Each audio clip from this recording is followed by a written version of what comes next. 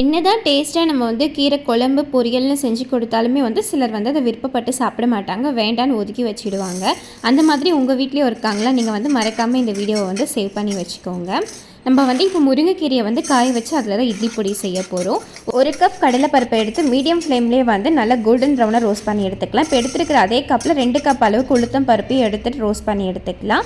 3 spoon அளவுக்கு வந்து பொட்டுக்கடலை அதையுமே ரோஸ்ட் பண்ணி எடுத்துகிட்டு ஒரு முழு பூண்டை வந்து தோலோடவே வந்துட்டு சேர்த்துக்கலாம். அது கூடவே வந்து காரத்துக்கு நமக்கு ஏற்ற மாதிரி நான் வந்து 10 மிளகாய் எடுத்துருக்கேன், அதையுமே ரோஸ்ட் பண்ணிவிட்டு இது கூட சேர்த்துட்டு நம்ம நிழல்லே காய வச்சிருக்கிற முருங்கை இருக்குல்ல, அதை வந்து கையில் நொறுக்கும் போது நல்லா நொறுங்கணும். அந்த மாதிரி இருக்கும்போது எல்லாத்தையும் மிக்ஸ் பண்ணிவிட்டு நல்லா ஆற விட்டுடலாம். ஆற விட்டதுக்கப்புறம் இது எல்லாமே வந்து ஒரு மிக்ஸி ஜாரில் சேர்த்துட்டு தேவையான அளவுக்கு கல்லுப்பையும் பெருங்காய பொடியும் சேர்த்துட்டு நம்ம துரப்பாக அரைச்சி எடுத்தோம்னா சூப்பராக வந்து இட்லி பொடி ரெடி ஆகிடும்.